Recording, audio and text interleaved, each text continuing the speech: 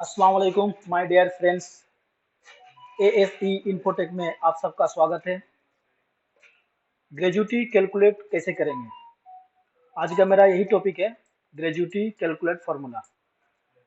आज सुबह सुबह मेरा एक दोस्त डीबीएल में जॉब करते हैं, सचिन गौड़, उनका फ़ोन आया और वो पूछ रहे थे ग्रेजुटी का फार्मूला क्या है। तो मैं उनके लिए ये सीट बनाया हूँ, उनको तो मैं थोड़ा बहुत कुछ डिटेल्स व्हाट्सअप कर दिया हूँ, लेकिन मुझे ऐसा लगा कि ये सारा डिटेल्स आप लोगों के साथ भी शेयर करूँ। तो ये इसका फार्मूला जो है, सबसे पहला नंबर आपको, तो अगर आप किसी कंपनी में काम करते हैं तो आपको 30 दिन का मंथली सैलरी तो मिलता है। आपको ये जानना जरूरी है, ये जानकारी होना चाहिए कि आपको 30 दिन की सैलरी के अलावा आपको कंपनी 15 दिन का और सैलरी देती है पर ईयर। आपको 15 दिन का और सैलरी मिलता है।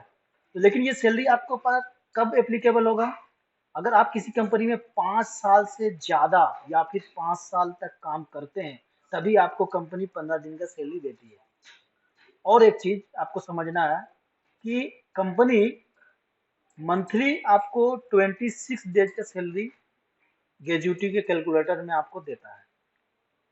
तो अगर आपको कैलकुलेटर करना है तो आपका बेसिक सैलरी जो है, तो कंपनी आपको बेसिक सैलरी के ऊपर ये ग्रेजुटी देती है। तो आपका बेसिक सैलरी, जैसे आप मान के चलिए अगर किसी कंपनी में ज्वाइनिंग करते हैं तो आप 30,000 में ज्वाइनिंग करते हैं, जिसका बेसिक सैलरी मान के चलिए 10,000 रुपये था। तो 10,000 रुपये अगर आपका बेसिक सैलरी है, तो लेकिन आप 2 साल 3 साल 4 साल में आपका इंक्रीमेंट हुआ, इंक्रीमेंट होते होते आप इस पोजीशन में पहुंच गए, आपको 50,000 रुपये सैलरी आ गया। तो 50,000 का सैलरी में आप जब देखेंगे तो आपका बेसिक सैलरी है 14,000 रुपया। सब कुछ मान लीजिए 14,000 रुपया, या 40,000 का सैलरी में आपका बेसिक सैलरी है 14,000 रुपये। जो भी आपका बेसिक सैलरी है, तो इसका कैलकुलेटर यहीं से आप शुरू हो जाएगा। क्या करना है, बेसिक सैलरी डिवाइडेड बाई 26। 26 क्या है, एक महीने में 26 दिन का वर्किंग डेज। तो बेसिक सैलरी डिवाइडेड बाई 26 जब आप करेंगे तो आपका ये अमाउंट बन रहा है। इस अमाउंट के साथ पर ईयर जो आपका 15 दिन का सैलरी कंपनी देता है, उसमें इस ये अमाउंट को हम यहाँ पे ले आए इंटू 15। तो ये जो 15 दिन हम इंटू कर दिए, मल्टीप्लाई कर दिए, तो इसमें हमारा ये अमाउंट बनाया। अब इस अमाउंट के साथ आप इस अमाउंट को यहाँ पे नीचे ले आइए, इस अमाउंट के साथ इंटू कीजिए वर्किंग ईयर्स। अगर आप 5 साल कंपनी में जॉब करते हैं तो आपको 5 साल से मल्टीप्लाई करना है। 7 साल 8 साल 10 साल, चाहे आप कितने दिन भी ये काम करते हैं, तो उसके साथ आपको यहाँ पे इसको इंटू कर देना है। एक चीज और ध्यान रखने वाली बात यह है, अगर किसी कंपनी में आप 9 साल 7 महीना 8 महीना 9 महीना अगर आप काम करते हैं तो 10 साल में काउंट होगा।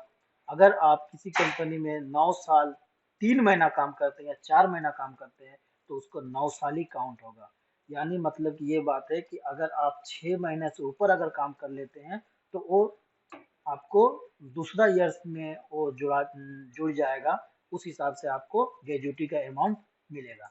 तो इसका एक एक्सेल शीट में मैं एक फॉर्मूला बनाया हुआ हूँ, जिसमें आपको ये दिखाया, ये डाटा बनाए हैं जिसपे आपको सिर्फ इनपुट करना है आपको बेसिक सैलरी, और इनपुट करना है आपका वर्किंग ईयर्स। इन दोनों को जैसे ही आप इनपुट करेंगे तो आपका ग्रेजुटी यहाँ पे निकल आएगा। बाकी आपको कुछ भी नहीं करना है। इस एक्सेल शीट का लिंक मैं आपको डिस्क्रिप्शन में दे दूंगा, जहाँ से आप उसको डाउनलोड करके आप यहाँ पे इस एक्सेल शीट में अपना ग्रेजुटी, किसी का भी ग्रेजुटी आप निकाल सकते हैं बहुत ही आसानी से, जिसमें फार्मूला पूरा सेट किया हुआ है। आपको कहीं भी कुछ भी चेंजिंग नहीं करना है, बस यहाँ पे सिर्फ आप देंगे बेसिक सैलरी और आप कितना दिन काम किए हैं वो आप यहाँ डालेंगे, तो आपका ये टोटल ग्रेजुटी आपका अमाउंट यहाँ पे बन जाएगा। तो जैसे कि अभी आप मान के चलिए आपका बेसिक सैलरी है 19,200।